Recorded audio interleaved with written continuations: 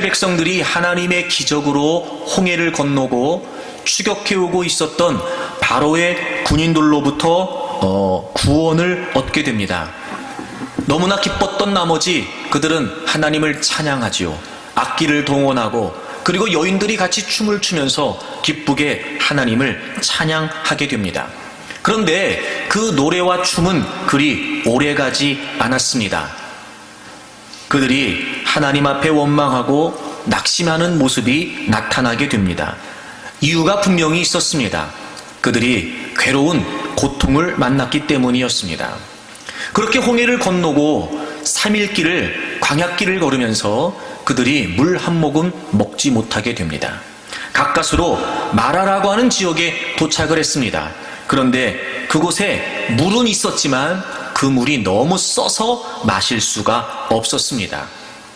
여러분, 3일 길을 그 메마른 광야를 걸으면서 물 한 모금 마시지 못했으니 얼마나 갈증이 심했을까요?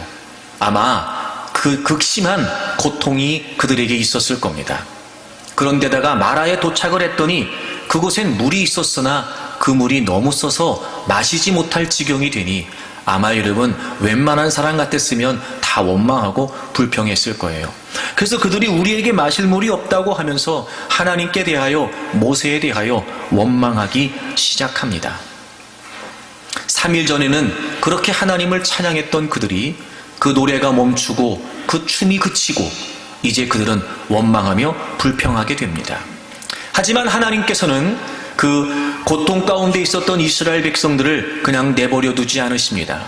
하나님께서 모세에게 한 나무를 지시하셨고 그 지시하셨던 나무를 그 쓴물에 던졌더니 써서 먹지 못했던 그 물이 단물이 되었습니다.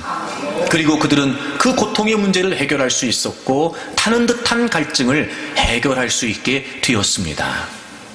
쓴물과 단물 사이에서 여러분, 그게 우리의 삶의 여정인 것 같습니다. 쓴물과 단물 사이에서 쓴물 때문에 힘겨워하고 괴로워하고 있는 것이 우리의 인생은 아닌가 싶습니다. 누구라도 그럴 겁니다. 어려움을 만났는데 왜 원망이 되지 않겠습니까? 원하던 일이 척척 이루어지고 소위 여러분 인생이 잘 나갈 때는요 그러지 않습니다. 하지만 대개의 경우 잘 되던 일이 그친다거나 원했던 일이 이루어지지 않게 되면 어려운 상황을 만나 누구나 다 원망하기 마련이라는 거예요.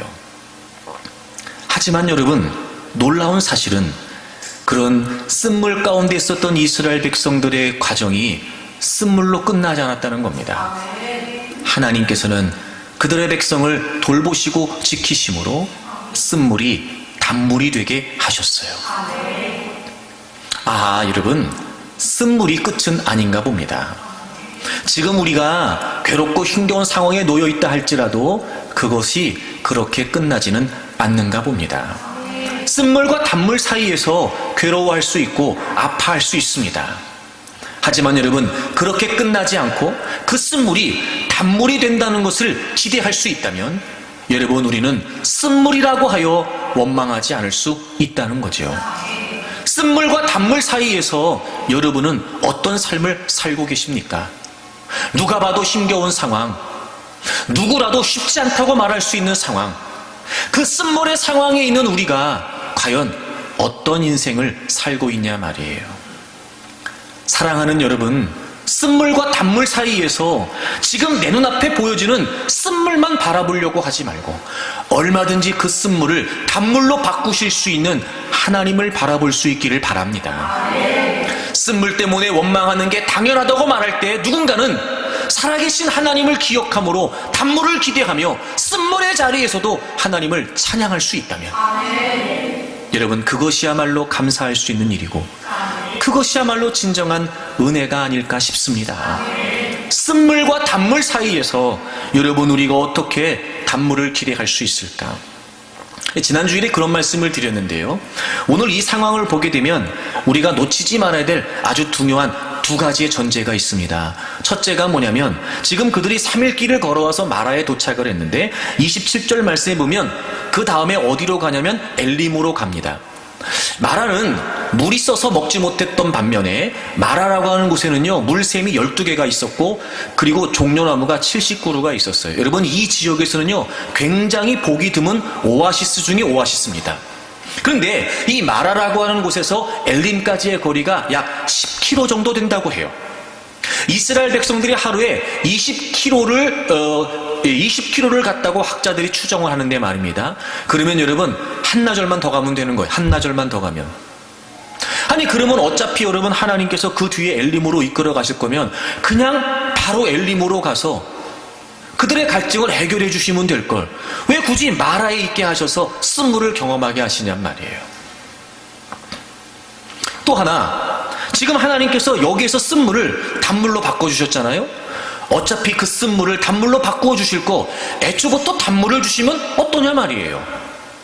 아니 어차피 바꾸어 주실 거 왜 굳이 쓴물을 겪게 하시냐 말이에요.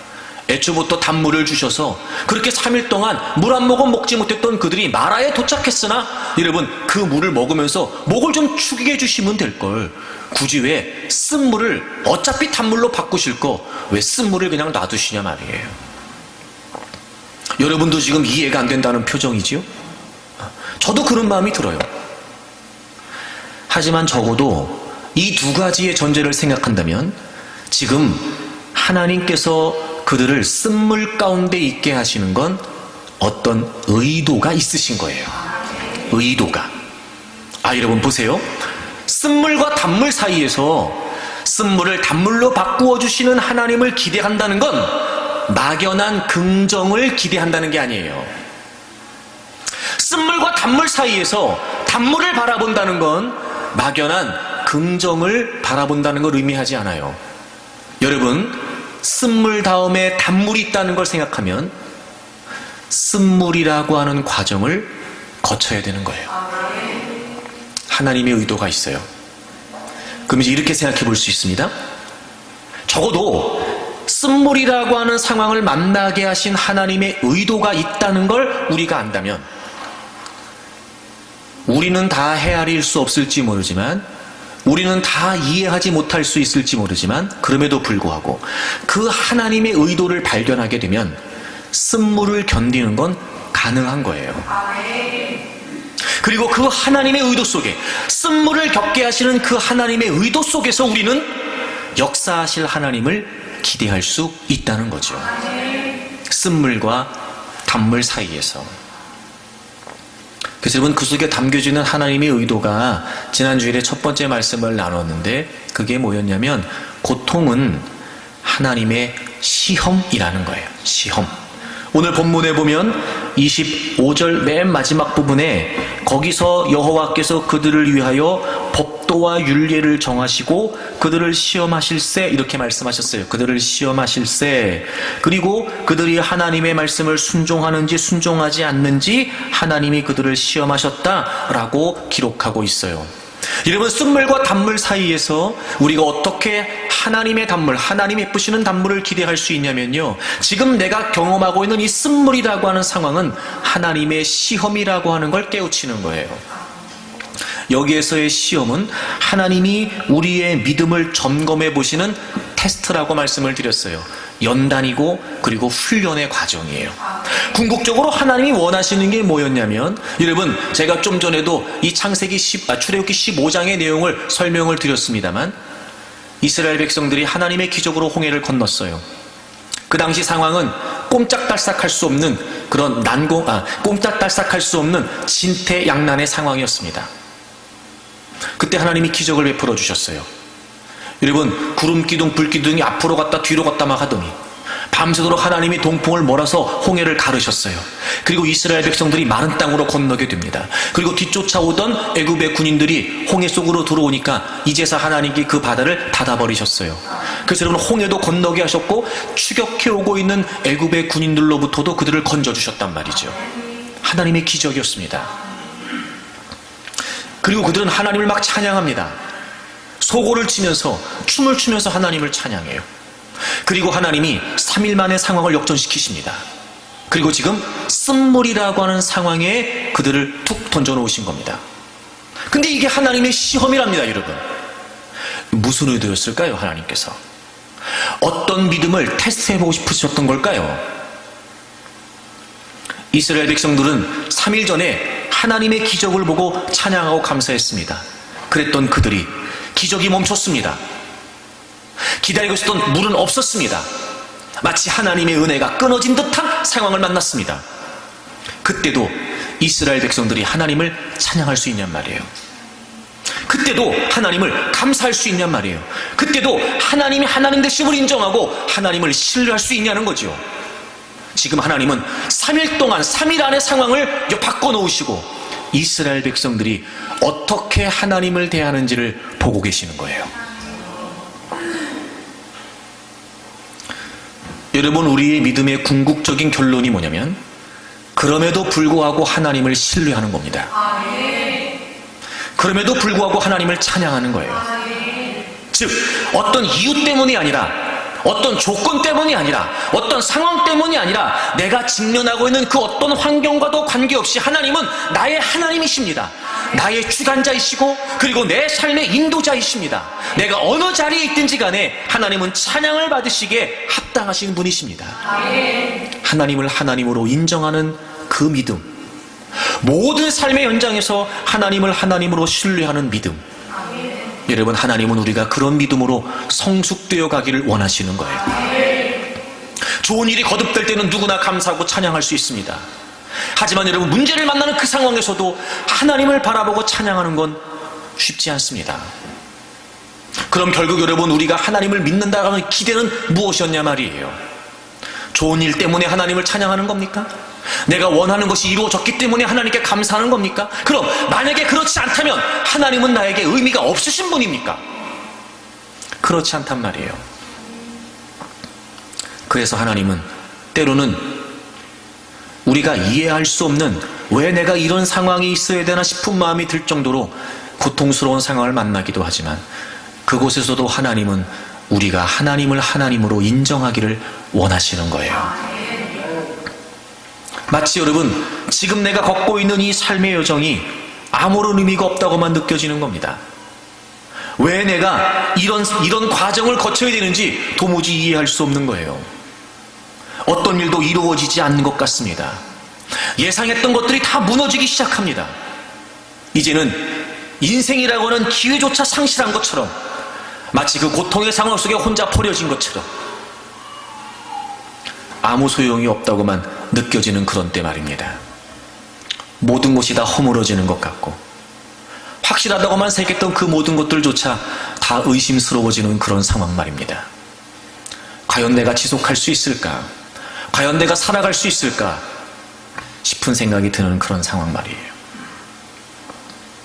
그런 중에도 하나님은 우리가 하나님을 신뢰하고 하나님을 인정하고 하나님을 찬양하기를 원하시는 거예요. 쉽지 않을 겁니다. 하지만 여러분, 정말 여러분이 믿는 하나님이 살아계신 하나님이라고 하는 사실을 신뢰한다면 여러분, 그럼에도 불구하고 하나님을 찬양하십시오. 그렇게 성숙한 믿음을 여러분 추구해 가십시오. 때로는 여러분, 그럼에도 불구하고 원망과 불평이 앞설 때가 있을 겁니다. 그럼요, 얼마든지요.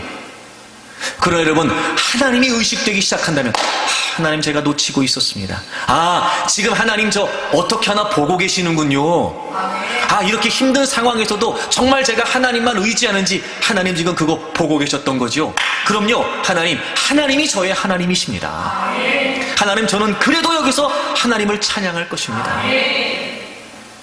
그렇게 여러분, 우리가 믿음으로 하나님을 인정하고 고백하기 시작하면 여러분, 얼마든지 그 쓴물을 견뎌낼 수 있지요. 정말 하나님이 우리에게 원하시는 건 그 모든 삶의 현장에서 우리가 하나님을 인정하고 찬양하는 거였어요. 여러분, 이사야를 좀 찾아보겠습니다. 이사야 43장을 보죠. 21절을 보겠습니다. 이사야 43장 21절을 우리 다 같이 한번 읽어볼까요? 같이 읽겠습니다. 시작. 이 백성은 내가 나를 위하여 지었나니 나를 찬송하게 하려 함이니라. 아멘. 하나님이 하나님의 백성들을 향해서 말씀하세요. 내가 나를 위해 너희들을 지었다. 나를 찬송하게 하려 함이라. 여러분, 하나님이 우리에게 정말 원하시는 게 뭐냐면요, 우리가 하나님을 찬양하기를 원하세요. 여기서 이 찬송이라고 하는 말을 좀 우리가 조금 더 이렇게 협의의 의미로 좀 축소해서, 지금 우리가 쓰는 찬송이라고 하는 표현보다 조금 더 축소해서 이해를 할 필요가 있어요. 여기서 찬송이라고 하는 말은 우리가 흔하게 생각하는 모든 찬송을 말하는 것이 아니라 온전히 하나님만을 향한 찬양을 말해요. 그러니까 우리가 지금 하고 있는 찬송 중에는요, 우리의 고백에 관련된 찬양들도 많아요. 내 삶의 고백에 관한, 내 기대에 관한, 내 소원에 관한 그런 찬양들도 많아요. 반면에 온전히 하나님을 하나님으로 인정하는 그런 찬양들, 하나님만을 향한, 즉 하나님께 영광과 하나님께 경배를 올려드리기를 위한 찬양들이 있어요. 여기서는 좀 더 축소해서 바로 그 하나님만을 향한 찬송을 말해요. 그러니까 모든 삶의 자리에서 내가 이렇습니다, 저렇습니다, 이렇게 되고 저렇게 되고 싶습니다 라고 하는 고백 이전에, 그럼에도 불구하고 하나님은 찬양을 받으시기 합당하시고 하나님은 영광을 받으실 분이십니다 라고 하는 하나님을 향한 찬양을 말해요. 여러분이 21절을 조금 더 자세하게 이렇게 설명할 수 있어요. 몇 절을 보시냐면 10절을 보겠습니다. 10절. 나 여호와가 말하노라. 너희는 나의 증인, 나의 종으로 택함을 입었나니 이는 너희가 나를 알고 믿으며 내가 그인 줄 깨닫게 하려 함이라. 나의 전에 지음을 받은 신이 없었느니라. 나의 후에도 없으리라. 12절을 보세요. 내가 알려주었다, 구원했다, 보였다. 너희 중에 다른 신이 없었나니 그러므로 너희는 나의 증인이요 나의 하나님이라. 여호와의, 나는 하나님이니라 여호와의 말씀이니라. 이런 겁니다. 하나님은 우리를 부르실 때 하나님의 증인으로 부르셨대요. 다시 말하면 하나님이 창조자이시고 하나님이 구원자이시며 하나님이 주관자이심을 끊임없이 우리의 삶에서 은혜와 사랑으로 베풀어 주시고, 우린 우리의 삶의 현장에서 그 하나님의 백성으로서 하나님의 사랑을 입고 하나님의 은혜를 입은 자들로서, 그럼요, 하나님이 창조주이십니다, 하나님이 구원자이십니다 라고 하는 사실을 우리가 찬양하면서 하나님을 드러내기를 원하시는 거예요. 물론 우리의 삶에는 좋은 일도 있고 나쁜 일도 있을 수 있어요. 기쁜 일도 있고 슬픈 일도 있을 수 있어요. 하지만 그것 때문에가 아니라 이미 하나님이 나를 창조하셨고 하나님이 나를 구속하셨으니 이미 내게 베푸신 은혜와 사랑을 모든 삶의 현장에서 선포하는 거예요. 그렇게 하나님은 우리가 하나님을 찬양함으로 우리가 있는 삶의 현장에서 우리가 하나님의 증인 되기를 원하셨던 거예요. 여러분, 한번 이렇게 생각해 보실까요? 여러분 주변에 있는 많은 사람들이 여러분의 하나님을 어떤 하나님으로 인지하고 있습니까?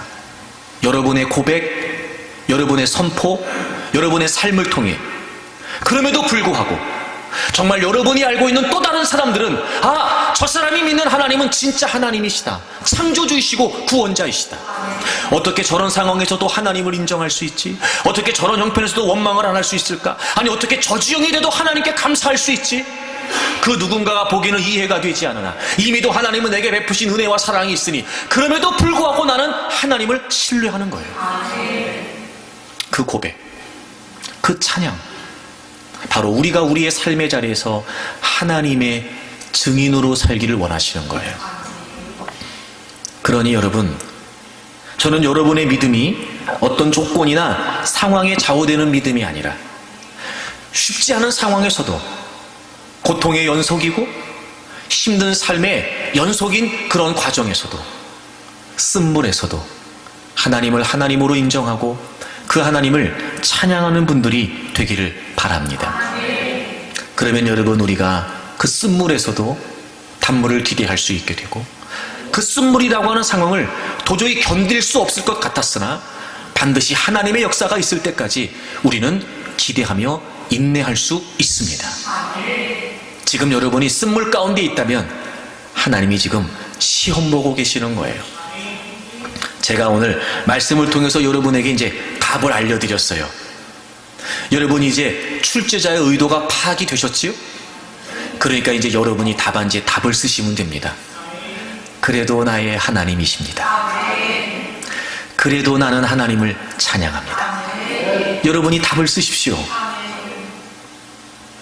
그렇게 여러분 쓴물과 단물 사이에서 하나님의 의도를 깨닫게 되면 여러분 하나님은요 문제에 답을 쓴 우리가 그 문제를 통과했으니까 얼마든지 쓴물을 단물이 되게 하십니다. 그런 은혜가 있기를 바랍니다. 또 하나 여러분 쓴물과 단물 사이에서 우리가 하나님의 은혜를 기대하면서 어떻게 이 쓴물이라고 하는 의미를 우리가 좀 깨달을 수 있을까? 두 번째 오늘 드리고 싶은 말씀은 뭐냐면요 고통은 하나님의 축복이에요. 자, 본문으로 돌아오세요. 왜 고통이 여러분 하나님의 축복이 될까요? 그러면 오늘 본문에 보니까 25절에 모세가 여호와께 부르셨더니 여호와께서 그에게 한 나무를 가리키셨어요.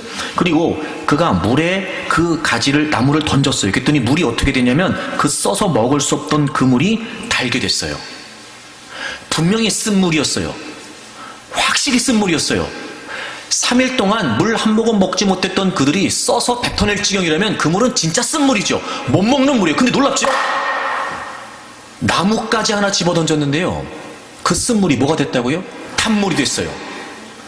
여러분 기적이 일어난 겁니다. 지금 고통이 왜 하나님의 축복인지 아세요? 그 쓴물이 아니었다면 그 고통의 현장이 아니었다면 경험하지 못할 하나님의 놀라운 역사를 경험하게 된다는 거예요. 그런 축복이죠. 아니 쓴물이 단물이 되는 기적을 이 자리가 아니면 어디서 경험해보겠는 말이에요. 그러니 여러분 고통은 고통으로 끝나지 않아요. 반드시 그 고통을 통해 하나님은 우리에게 은혜를 베푸십니다. 하나님의 기적을 보게 하세요. 그 고통이 아니었다면 경험하지 못했던 경험할 수 없었던 기적을 그들이 경험을 해요. 그러니까 여러분 지금 여러분에게 놓여주는 그 모든 상황 도무지 해결될 것 같지 않고 마치 이대로 인생이 끝내버릴 것 같고 그 어떤 것도 기대할 수 없는 포기할 수밖에 없는 상황이라고 하는 그 지경 말입니다. 반드시 그곳에서 하나님은 하나님의 능력을 행하십니다. 근데 문제는 뭐냐면 오늘 본문을 보게 되면 여러분 24절을 보시겠어요? 백성이 모세에게 원망하여 이르되 우리가 무엇을 마실까 하매 백성들은 마실 물이 없는 그 상황, 우리가 무엇을 마실까? 마실 물이 없다는 상황, 그것 때문에 원망하고 있었습니다. 근데 모세는 뭐 했냐면 하나님께 부르짖었습니다. 백성들은 원망했습니다.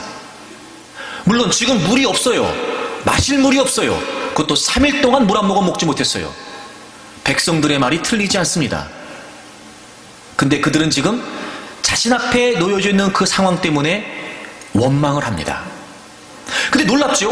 똑같이 3일 광야를 걸어왔어요. 똑같이 물을 못 먹었어요. 모세는 하나님께 기도합니다. 백성들이 물이 없다는 상황 때문에 원망했던 것은 그 상황을 해결하는데 아무런 도움이 되지 않았습니다. 놀라운 건 그런 중에도 하나님께 기도했던 그 모세의 기도는 이 문제를 해결하는 시작이 됐다는 거예요. 여러분 모세는 혼자 숨겨놓고 물 마셨습니까? 모세는 몰래 감춰놓고 물 마셨나요? 그 쓴 물이 모세한테는 단물이었습니까? 그래서 모세는 목을 축인 거예요? 아니에요 여러분. 모세도 똑같은 상황이었어요. 근데 누구는 그 상황에서 원망하는데 누구는 그 상황에서 기도하는 거예요. 놓치지 마십시오. 백성들이 하는 말이 틀리지 않습니다. 물이 없어요. 물이 없으니까 없다고 말하는 거 당연해요 여러분. 근데 그렇게 원망하는 건 그 문제를 해결하는데 아무런 도움이 되지 않았어요. 하지만 그런 중에도 원망보다는 하나님께 엎드려 기도했던 모세의 기도를 통해 하나님은 기적을 베푸십니다. 쓴물과 단물 사이에서 왜 고통이 하나님의 축복이 되냐면 하나님은 우리가 그 자리에서도 하나님께 기도할 때 여러분 그 상황을 하나님이 바꾸십니다. 원망은 아무런 역할을 못해요. 기도해야 됩니다. 원망하는 게 당연하다고 말할 수 있어요. 그럼요, 없으니까 없다고 하는 거 맞아요. 하지만 여러분, 원망은 우리의 삶에 아무런 유익이 되지 않습니다. 기도가 그 문제를 해결하는 시작이 됩니다. 기도가 기적의 시작이 됩니다. 그러니 여러분, 쓴물과 단물 사이에서 괴롭다고 말할 수 있고 아프다, 힘들다, 원망하고 불평할 수 있지만 이제는 멈추십시오. 그리고 하나님께 기도하십시오. 반드시 하나님께서 하나님의 능력을 행하실 것입니다. 이게 왜 자꾸 제가 원망하지 말라고 그러냐면, 이런 민수기를 좀 가보세요. 이게 여러분 이런 거예요. 민수기 14장을 가보세요. 민수기 14장 27절을 보겠습니다. 나를 원망하는 이 악한 회중에게 내가 어느 때까지 참으랴. 하나님이 모세와 아론에게 얘기하시는 거예요. 나를 원망하는 이 악한 회중에게 내가 어느 때까지 참으랴. 이스라엘 자손이 나를 향하여 원망하는 바 그 원망하는 말을 내가 들었노라. 여러분 보세요. 원망하고 있었던 이스라엘 백성들에게 하나님이 악한 회중이라고 말씀하세요. 하나님은 그들을 사랑하세요, 여러분. 하나님은 전적인 하나님이 은혜로 그들을 출애굽시키셨어요. 아브라함 때부터 하나님은 약속의 땅 가나안을 허락해 주셨어요. 이스라엘 백성들이 자격이 있어서가 아니고요, 하나님이 그들을 사랑하셨기 때문이었어요. 근데 그들을 향해 하나님 뭐라고 말씀하세요? 악한 회중이라고. 왜요? 원망했기 때문이에요. 즉, 하나님은 원망을 싫어하세요. 게다가 맨 마지막 보세요. 그 원망하는 말을 내가 뭐 하셨대요? 들으셨대요. 여러분, 하나님은요, 기도만 들으시는 거 아니에요. 하나님은요, 원망도 들으세요. 우리는 우리식으로 하나님은 내 기도만 들으세요, 원망은 듣지 말고. 아니요, 그런 거 아니에요. 야, 여러분, 하나님이요, 원망도 들으신답니다. 기도만 들으시는 거 아니고요, 원망만 들으세요. 그리고 여러분, 더 심각한 결과는 뭐냐면 28절 보세요. 28절. 그들에게 이르기를 여호와의 말씀에 내 삶을 두고 맹세하노라. 하나님이 맹세하신대요. 하나님이 사인하셨어요. 뭐라고요? 너희 말이 내 귀에 들린 대로, 즉 원망한 그대로 내가 너희에게 뭐 한대요? 행하신대요. 우리가 원망하잖아요. 그럼 하나님이 그 원망을 들으신대요. 그리고 어떻게 하신대요? 그대로 되게 하신대요. 그들이 뭐라고 원망했냐면요, 2절 가보세요. 2절. 이스라엘 자손이 다 모세와 아론을 원망하며 온 회중이 그들에게 이르되 우리가 애굽 땅에서 죽었거나 이 광야에서 죽었으면 좋았을 것을. 그들이 40일 동안 가나안을 정탐하잖아요. 그리고 돌아와서 10명의 정탐꾼이 보고를 해요. 그 성읍은 워낙 견고합니다. 거기에 사는 사람들은요, 워낙 장대합니다. 우린 메뚜기 같습니다. 우린 그 땅을 정복할 수 없습니다. 막 그렇게 얘기했어요. 근데 이스라엘 백성이 뭐라고 하냐면 우리를 왜 애굽에서 데리고 나왔냐는 거예요. 차라리 애굽 땅에서 죽는 게 낫다는 거죠. 그리고 한다는 말이 여기서 죽으면 좋다는 거예요. 차라리 여기서 죽는 게 낫지, 우리가 가나안에 들어가서 싸우다가 죽으면 그것처럼 허무한 일이 없냐는 거, 어디 있냐는 거예요. 차라리 여기서 죽으면 좋겠다는 거예요. 그게 그들의 원망이었어요. 하나님이 그 원망을 다 들으셨죠. 그대로 행하신대요. 그래서 29절 보세요. 너희 시체가 이 광야에 엎드러질 것이라. 그들이 원망한 대로 하나님이 하셨어요. 우리가 광야에서 죽는 게 낫겠다 라고 말했더니 하나님이 그들을 다 광야에서 죽게 내버려 두셨어요. 기가 막히죠, 여러분. 원망은요, 이렇게 우리에게 치명적이에요. 원망할 만한 상황이라는 걸 이해하지 못하기 때문에 여러분에게 원망하지 말라고 말씀드리는 거 아니에요. 이해하지요. 하지만 원망은 우리의 삶에 아무런 도움이 안 돼요. 오히려 우리의 삶에 치명적인 결과를 가지고 옵니다. 사랑하는 여러분, 부탁합니다. 원망을 멈추세요. 그리고 하나님께 기도하세요. 그러면 하나님께서요, 하나님의 기적을, 놀라운 역사를 우리의 삶에 행하십니다. 이런 생각 해봤어요, 여러분? 그래서 모세가 하나님께 기도해서 이런 하나님의 놀라운 기적이 나타났는데, 그럼 기도한다는 게 무슨 의미일까? 여러분, 모세가 뭐라고 기도했을까요? 이 상황에 모세가 막 백성 3일 길을 걸어왔어요. 물 한 모금 먹지 못했어요. 마라에 도착했는데 그물은 쓴물이었어요. 여러분 눈 뜨고 생각하세요. 눈 뜨고 눈 감고 생각하지 말고 그 3일 동안 물을 못 먹고 그물은 마라에 도착했는데 그물은 쓴물이에요. 그리고 백성들은 막 물이 없다고 아우성을 치기 시작해요. 근데 모세는 하나님께 기도했어요. 그 상황에.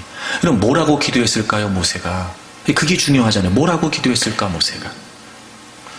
이 장면에서는 어떻게 기도했는지가 안 나와요. 근데 여러분 유사한 장면에서 모세가 어떻게 기도했는지를 우리가 알 수 있게 되는데, 자 17장을 가보세요. 17장 3절을 보시면 이 상황은요 르비딤에 도착을 했는데 역시 거기서 물이 없었어요.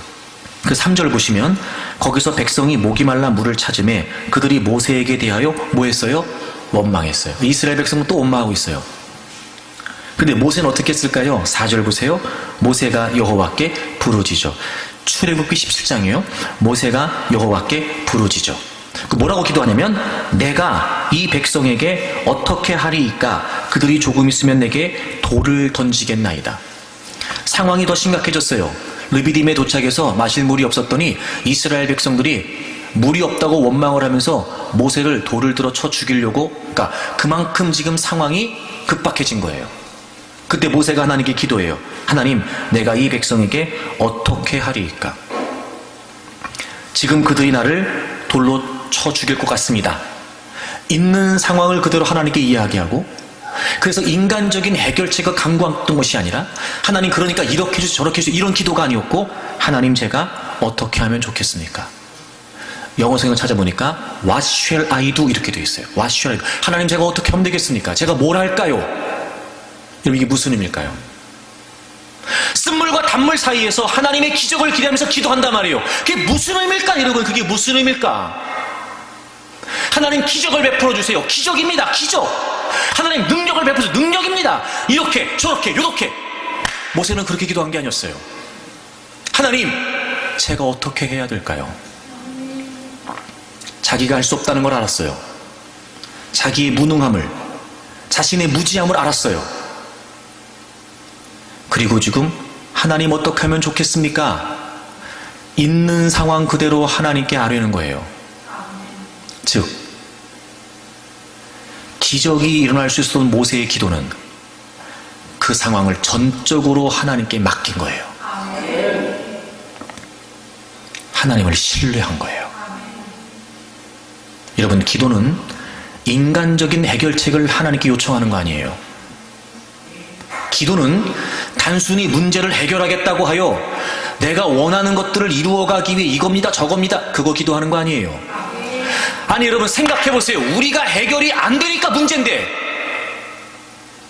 우리가 해결책으로 내놓는 게 무슨 의미가 있겠습니까? 여러분 그렇게 기도하면 안 돼요. 하나님 이 상황에서도요 저는 정말 하나님을 신뢰하겠습니다. 하나님께 맡길게요. 하나님 제가 뭐 해야 되는지 말씀해 주세요. 하나님 제가 어떻게 해야 되는지 말씀해 주세요. 하나님께 맡기는 거예요. 모세는 그렇게 기도했어요. 그리고 하나님께서는 모세의 기도를 들으시고 쓴물이 단물이 되게 하셨죠. 보세요 여러분.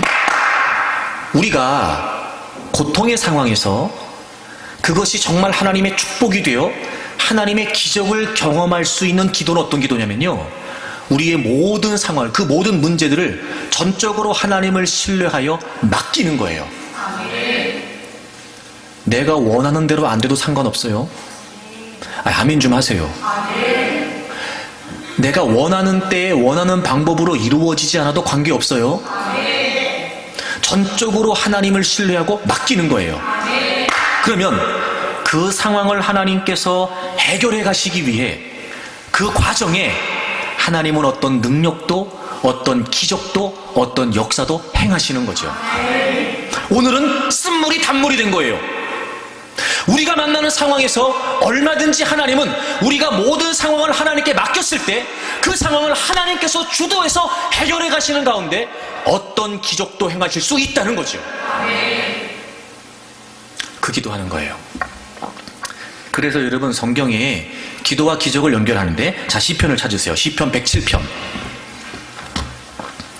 기적은요 반드시 기도와 관련이 있는데 그 기도는 기적을 위한 기도가 아니에요. 시편 107편을 보세요. 두 번 유사한 내용이 반복해서 언급이 되는데 먼저 13절부터 보겠습니다. 이에 그들이 그 환난 중에 여호와께 부르짖음에, 환난을 만났어요. 부르짖음에 그들은 기도했어요. 그랬더니 그들의 고통에서 하나님께서 구원하셨고, 14절 흑암과 사망의 그늘에서 인도하셨고 그들의 얼거맨 줄을 끊으셨어요. 그리고 15절에 여호와의 인자하심과 인생에 행하신 기적으로 말미암아 그를 찬송할지어다. 그러니까 기적이 뭐냐면 구원하셨고 인도하셨고 끊으신 거예요. 그들은 뭘 했죠? 기도했어요. 사망의 그늘에, 환난 중에, 흑암의 그늘에서 그들은 기도했어요. 그랬더니 하나님께서는 그 상황 속에서 그들을 구원해내시고 그리고 그들을 인도하시고 그 결박을 끊어내시면서 하나님이 해결해 주셨어요. 근데 그게 뭐라고요? 기적이라고요. 그 다음 보세요. 19절입니다. 이에 그들이 그들의 고통 때문에 여호와께 부르짖으매 그들의 고통에서 그들을 구원하셨어요. 20절입니다. 그가 그의 말씀을 보내어 그들을 고치셨어요. 위험한 지경에서 건지셨지요. 여러분, 우리 21절 다 같이 읽겠습니다. 시작. 여호와의 인자하심과 인생에게 행하신 기적으로 말미암아 그를 찬송할지로다. 아멘. 기적이 뭐냐? 기적이 우리가 하나님께 우리 모든 상황을 맡기고 기도하면 하나님은 우리를 그 상황에서 하나님의 방법으로 구원해 내신단 말이에요. 하나님의 방법대로 치료하시지요. 하나님의 때에 우리를 이끌어내세요. 그 모든 역사들을 우리는 기적이라고 표현하는 거예요. 기적은 기도를 통해 나타나게 되는데 그 기도는 기적을 구하는 것이 아니라 하나님의 도우심을 구하는 거예요. 여러분, 맡기세요. 맡기십시오. 정말 살아계신 나의 하나님이 나의 창조자이시고 나의 구원자이시고 그리고 나의 인도자라고 하는 사실을 여러분이 확신한다면 맡기세요. 이게 쉽지 않아요. 제가 늘 말씀드리지만 우리는 못 맡겨요. 내가 원하는 대로 안 될까봐 못 맡깁니다. 우리는 내가 해결도 못하면서 놓지도 못하고 내가 해결도 못하면서 맡기지도 못하고 이것도 아니고 저것도 아니고 기도를 한다고 말하면서도 전적으로 하나님께 부탁하지 못하고 의탁하지 못한 채 여전히 그 문제의 끈을 내가 붙들고 있는 거예요. 여러분, 우리 해봐서 알잖아요. 해결 안 되지요. 해결 안 됩니다. 기분이 별로 안 좋으시죠? 그들은 속으로는 어쩔 수 없다 그러고 계시는 것 같은데 맡기세요. 그러면 하나님이요, 하나님의 방법대로 하나님의 때에 하나님이 행하세요. 그럼 우린 보게 되는 거예요. 이야, 하나님이 행하셨습니다. 하나님. 이 일이야말로 정말 주님이 하신 겁니다. 주님께서. 기적이죠. 그러니까 여러분, 고통의 자리에서 원망하면 치명적인 결과가 가져오지만 기도하면 하나님의 기적이 있어요. 이런 본문 돌아와 보세요. 왜 고통이 축복이냐면요, 26절 보시면 이르시되 너희가 너희 하나님 나 여호와를 들어 순종하고 내가 보기에 의를 행하며 내 계명에 귀를 기울이며 내 모든 규례를 지키면, 그 다음 보세요. 내가 애굽 사람에게 내린 모든 질병 중 하나도 너희에게 내리지 아니하리니 나는 너희를 치료하는 여호와임이라. 지금 하나님이 쓴물을 단물로 만들어 주셨어요. 그리고 이 쓴물이라고 하는 상황에서 이스라엘 백성들에게 뭘 말씀하고 계시냐면 나는 너희를 치료하는 여호와다. 여호와 라파. 즉 하나님이 어떤 분이신지를 지금 보여주셨어요. 하나님이 그 고통이라고 하는 상황 속에서 이스라엘 백성들에게 하나님이 어떤 분이신지를 계시하셨다고요. 여러분, 왜 고통이 하나님의 축복인지 아십니까? 지금까지 내가 깨닫지 못했던, 내가 만나지 못했던, 내가 보지 못했던 하나님을 경험하게 되는 거예요. 새로운 하나님, 새로운 하나님. 지금 이 자리에서 그들에게 하나님이 나는 치료하는 여호와다 라고 자신을 드러내신 것처럼, 여러분, 고통 그 자체만 생각하면 쓴물 그 자체만 생각하면 그것처럼 우리에게 어렵고 고통스러운 일이 없어요. 하지만 여러분, 분명한 사실은 고통은 하나님의 축복이 됩니다. 왜냐하면 그 고통의 현장에서 우리는 어떤 하나님이신지를 새롭게 경험하게 되니까요. 그러니 여러분, 고통은 축복입니다. 잊지 마십시오. 우리가 알고 있는 하나님이 전부가 아니십니다. 잊으면 안 됩니다. 우리가 지금까지 경험한 하나님이 전부가 아닙니다. 하나님은 무한한 분이십니다. 그 넓이와 그 깊이와 그 높이를 우리가 어찌다 헤아릴 수 있겠습니까? 우리가 죽을 때까지 하나님을 경험한다고 한들 하나님의 모든 부분을 다 경험할 수 있을까? 그렇지 않아요. 아하, 그러니 여러분, 고통의 자리에서 하나님 이 일을 통해 또 어떤 하나님을 제게 보여주시려고 하는 것입니까? 하나님, 제가 쓴물에 있다고 하여 낙심하거나 포기하지 않겠습니다. 저는 또 다른 하나님을 만나기를 원합니다. 쓴물이 단물이 되게 하시면서 하나님 자신에 관해 저에게 드러내 보여주십시오. 여러분, 그런 믿음으로 인내하게 되면 하나님은 반드시 하나님 자신이 어떤 분이신지를 드러내신단 말이에요. 근데 여러분, 이 하나님의 계시는요, 하나님의 말씀과 관련이 있어요. 오늘 26절을 다시 보시면 분명히 하나님이 말씀하셨습니다. 너희가 너희 하나님 나 여호와의 말을 들어 순종하고 내가 보기에 의를 행하며 내 계명에 귀를 기울이고 내 모든 귀를 지키면 내가 치료하는 여호와라는 걸 너희들에게 보여줄 거다. 그럼 우리가 고통의 상황에서도 어떻게 하나님의 계시를, 지금까지 내가 만나보지 못했던, 알지 못했던 하나님을 어떻게 경험하게 되는 거냐면 하나님의 말씀을 따르는 거예요. 그러면 여러분, 우리는 고통이지만 그런 중에도 하나님의 말씀을 들어야 되나? 이 지경에도 하나님 말씀을 따라야 되나? 이런 형편이면 적어도 내가 살 길을 찾아가야 되는 게 아닌가 싶은 상황에도 적어도 하나님의 말씀을 따라 한 걸음 한 걸음 내딛게 되면 그 말씀을 순종하는 자리에서 하나님은 어떤 분이신지를 우리에게 드러내신다는 거예요. 성경의 모든 역사들을 보십시오. 말씀이 선포되고 말씀이 순종되는 자리에서 하나님이 어떤 하나님이신지를 드러내셨어요. 열왕기 5장에 보면 나병에 걸렸던 아람 나라의 군대 장관 나아만이 깨끗하게 고침을 받습니다. 어떻게 했냐면 하나님의 사람 엘리사가 그에게 선포한 대로 요단강에서 7번 몸을 씻었어요. 말씀에 순종했더니 고치시는 하나님의 역사를 보게 된 겁니다. 열왕기상 17장에 하나님의 말씀이 없을 때까지 비도 이슬도 내리지 않는다. 오랫동안 비도 이슬도 내리지 않았습니다. 모든 사람들이 먹을 게 없는 가뭄의 지경에 사르밧 여인의 가정만큼은 그 가뭄이 닿을 때까지 가루통에 가루가 떨어지지 않고 기름병에 기름이 마르지 않았습니다. 왜 그랬지요? 하나님이 말씀하신 대로 하나님께서 보내신 엘리야를 섬겼기 때문이었습니다. 그도 하나님 말씀하셨지만 두려워하고 있었습니다. 먹을 게 없었거든요. 그랬더니 엘리야가 다시 한번 이야기합니다. 여보시오, 하나님 말씀하신 대로 내 말대로 나한테 먼저 떡을 가져오세요. 그러면 하나님이 약속하셨어요. 그렇게 하면 이 가뭄이 닿을 때까지 먹을 게 떨어지지 않게 하시겠다고 하나님이 말씀하셨습니다. 그 여인이 말씀같이 했습니다. 그랬더니 말씀대로 이루어졌습니다. 하하, 그 여인이 어려운 중에도 하나님의 말씀대로 순종했더니 하나님은 부족함을 채우시는, 풍성케 하시는 하나님이시다 라고 하는 것을 자신의 삶에서 보게 됐지요. 그뿐만이 아닙니다. 난공불락의 성 여리고성, 그 어느 누구도 점령할 수 없을 것 같았던 그 여리고성, 하나님이 그들에게 명령하십니다. 하루에 한 바퀴씩 돌아라. 7째 되는 날은 7바퀴를 돌아라. 놀라운 일이 벌어졌습니다. 한 게 아무것도 없습니다. 그냥 성을 돌았습니다. 그런데 정말 하나님이 말씀하신 대로 마지막 7일째 7바퀴를 돌게 되니까 그 성이 다 무너져 내렸습니다.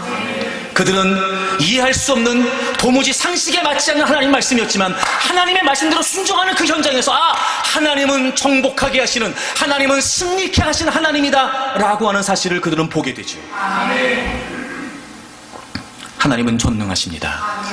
창세기 21장에 보면 하나님께서 사라에게 드디어 100살이, 아브라함이 100세가 되었을 때 아들을 주시면서 하나님이 말씀하신 대로, 하나님이 말씀하신 시기가 되어 사라에게 아들을 낳게 하셨다고 기록하고 있습니다.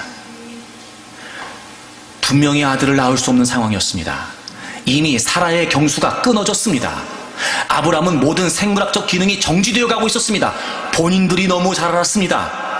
그럼에도 불구하고 하나님의 말씀을 따라 하나님은 불가능을 가능케 하셨습니다. 전능하신 하나님, 끝까지 약속의 말씀을 붙들었던 그들을 통해 하나님은 전능하신 하나님이라고 하는 사실을 하나님께서 보게 하셨습니다. 창세기 22장에 하나님이 아브라함에게 아들을 이삭 제물로 바치라고 하셨습니다. 그는 그 말씀에 순종하지요. 누구라도 순종하기 어려운, 아니 불가능하다라고 밖에 말할 수 없는 그 상황에 그는 아들 이삭을 번제로 바치게 됩니다. 놀라운 일이 벌어졌습니다. 하나님께서 아들 이삭을 칼로 쳐 죽이려고 했던 아브라함을 멈추게 하시고 하나님이 어린 양 하나를 제물로 준비해 두셨어요. 여호와 이레의 하나님, 아들을 드리려 했던 도무지 이해할 수 없는 하나님의 말씀이었지만 그 하나님의 말씀에 순종하는 그 자리에서 아브라함은 하나님이 모든 것을 미리 예비하시는 하나님이라고 하는 사실을 경험하게 된 겁니다. 오늘 본문을 보십시오. 쓴물이 단물이 됩니다. 환경도 바꾸시는 하나님. 여러분, 이런 역사를 따지면요 무궁무진하죠. 하나님이 하나님 자신을 어떻게 드러내십니까? 말씀을 통해서. 아니, 더 직접적으로 말씀이 순종하는 자리, 말씀이 말씀으로 순종되는 그 자리, 하나님이 하나님 되심을 보게 됩니다. 아니, 여러분, 쓴물이 단물 되는데 나뭇가지 하나 집어던진다고 되겠습니까? 그걸 믿을 수 있는 사람이 누가 있을까? 게다가 여러분, 지금 백성들은 물이 없다고 아우성을 치는 상황에, 그 상황에 나뭇가지 하나 던져가지고 여러분 쓴물이 단물 되지 않으면 어떤 일이 벌어질까? 근데 모세는 그대로 순종해요. 그리고 상황을 바꾸시는 하나님을 경험하게 되죠. 하나님은 지금도 일하십니다. 하나님은 지금도 행하십니다. 우리가 지금까지 경험하지 못했던, 우리가 지금까지 알지 못했던, 그러나 우리가 하나님의 말씀에 순종하게 되면 쓴물이 단물이 되게 하시면서 하나님은 자신이 어떤 하나님이신지를 드러내십니다. 그런 여러분, 고통은 얼마든지 우리에게 축복이 될 수 있습니다. 좌절하거나 낙심할 필요 없습니다. 그 고통 중에도 하나님은 얼마든지 하나님 되심을 드러내시기 때문이에요. 여러분, 지금까지 어떤 하나님을 경험하셨습니까? 지금까지 어떤 하나님을 만나셨습니까?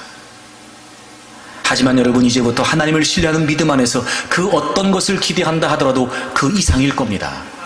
하나님이 하나님 되심, 내가 미처 깨닫지 못했던, 한 번도 생각해보지 못했던, 와, 이렇게도 하나님이 행하시나, 야, 이런 일도 하나님이 하시는 거였어 라고 할 만큼, 마치 나만 그 하나님을 알고 있는 것처럼 기쁨이 가득하기도 하고, 마치 나만 그 하나님을 만난 것처럼 끊임없이 자랑하고 선포하고 싶을 만큼, 하나님은 이런 하나님이시다 라고 어떤 상황에서도 담대하게 주장할 수 있을 만큼, 하나님은 고난의 현장에서도 하나님 자신을 드러내십니다. 그러니 여러분, 포기하지 말고 말씀을 붙드십시오. 말씀을 따라 이 자리까지 오신 여러분, 포기하지 마십시오. 말씀 때문에 힘겹고 어려우셨으나 그럼에도 불구하고 말씀을 포기하지 못한 채 그래도 이 자리까지 하나님 말씀을 붙들고, 아니 말씀에 붙들려서라도 이 자리까지 오신 여러분, 절대로 말씀을 포기하지 마십시오. 또 순종하고 또 순종하고, 쉽지 않으면 머뭇거렸다가도 또 순종하고 또 순종하고, 우리의 순종의 행보 속에 하나님은 하나님 자신의 역사를 드러내십니다. 쓴물과 단물 사이에서 우리는 고통의 의미를 찾아야 됩니다. 쓴물로 끝나지 않습니다. 쓴물은 과정일 뿐 우리를 기다리고 있는 결과는 단물입니다. 고통은 하나님의 시험입니다. 그럼에도 불구하고 하나님을 찬양하십시오. 그 자리에서도 하나님을 신뢰하십시오. 쓴물이 단물이 되게 하실 겁니다. 고통은 하나님의 축복입니다. 쓴물이 단물이 되는 기적. 저는 여러분의 삶에 기적이 있었으면 좋겠어요. 이번 40일 동안 우리가 기도의 거룩한 여정을 진행하는 가운데 정말 여러분의 삶에 깜짝 놀랄 만한 기적이 있기를 바랍니다. 원망을 멈추십시오. 하나님께 맡기고 기도하십시오. 우리가 함께 교회를 위해 기도하고 있는데 그 교회를 위한 모든 기도의 제목 가운데 저는 하나님이 역사하시기를 기대합니다. 하나님이 행하셨다, 하나님이 일하셨다, 그렇게 여러분 우리가 몸소 경험할 수 있도록 우리의 기도를 통해 하나님은 능력을 행하실 것을 기대합니다. 고통은 하나님의 축복이 됩니다. 우리가 그동안 깨닫지 못했던 하나님을 보게 되기 때문이죠. 그러니 여러분 좌절할 거 없습니다. 우리의 느낌상 하나님이 안 계신 것 같고 하나님의 은혜가 끊어진 것 같아도 그렇지 않습니다. 하나님은 우리를 주목하고 계십니다. 우리를 놓으신 적이 없습니다. 그러니 여러분 하나님의 말씀을 쫓아 순종하십시오. 반드시 하나님께서 하나님 자신이 어떤 분이신지를 드러내 보이실 것입니다. 치료하시는 하나님, 풍성케 하시는 하나님, 정복하게 하시는 하나님, 전능하신 하나님, 상황을 바꾸어 주시는 하나님. 제가 다 이루다 말로 헤아릴 수 없을 만큼 그 하나님의 놀라운 역사들을, 그래서 하나님이 하나님 되심을 저는 우리의 삶에서 베풀어 주실 것을 기대합니다. 쓴물과 단물 사이에서 하나님의 역사를 기대하면서 믿음을 잃지 않고 소망 가운데 더 힘껏 전진하는 여러분들이 되시기를 바랍니다. 우리 찬양 하나 하겠습니다. 오늘 말씀을 기억하면서 우리 온전케 되리 찬양하겠습니다.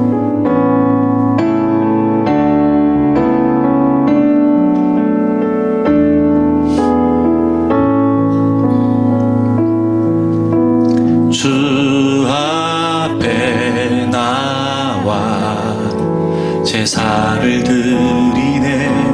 마음 열어 내 삶을 드리네. 주를 봅니다. 끝없는 사랑 나 회복시키네. 주 앞에 나와 주 앞에 나와 제사를 드리네. 마음 여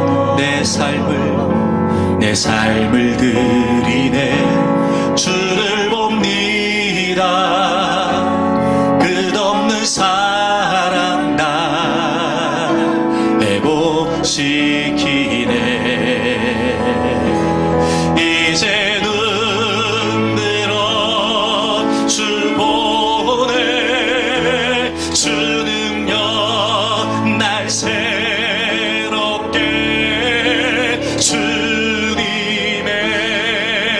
사랑 날 만지시니 내 모든 두려움 사라지네. 폭풍 속에도 주 붙들고 믿음으로 주와 걷네. 갈보리 언덕 넘어 주 안에 온전케 되리. 이제 눈들어 주 보내. 주 능력 날 새롭게. 주님의 사랑 날 만지시니 내 모든 두려움 사라지네. 폭풍 속에도 주 붙들고 믿음으로 주와 걷네. 갈보리 언덕 넘어 그 어느 날 주 안에 온전케. 오른손 들고 고백합니다. 이제 눈들어 주 보내. 그 능력 날 새롭게. 주님의 사랑 날 만지 내 모든 두려움 사라지네. 내 모든 두려움 사라지네. 아멘. 폭풍 속에도 주 붙들고 믿음으로 주와 걷네. 갈보리 언덕 넘어 그어리날 주 안에 온전케 되리. 두 손을 높이 들겠습니다. 여러분 앞에 놓여져 있는 쓴물이라고 하는 상황을 보기보다 여전히도 우리와 함께 하시고 우리를 이끌어 가시는 주님을 바라볼 수 있기를 바랍니다. 고통은 하나님의 축복이 됩니다. 하나님이 기적을 행하실 것이며 하나님이 하나님 되심을 드러내 보여주실 것입니다. 원망을 멈추십시오. 그리고 하나님께 부르짖으십시오. 주님의 능력으로 우리를 건져내실 것입니다. 주님을 바라보고 부르짖을 때 모든 두려움들이 사라지게 될 것입니다. 여전히 말씀에 순종하십시오. 말씀에 순종하는 것이 의미 없다고 느껴질 수 있습니다. 말씀에 순종하는 것이 때로는 어리석다고 여겨지기도 할 겁니다. 그러나 여러분, 포기하시면 안 됩니다. 말씀에 순종하십시오. 믿음으로 말씀의 길을 걸으십시오. 하나님이 하나님 되심을 드러내 보여주실 것입니다. 쓴물과 단물 사이에서 하나님의 역사를 보기를 원합니다. 주여 저희들을 도와주옵소서. 큰 목소리로 주여 세 번 하고 동서로 기도합니다. 주여 주여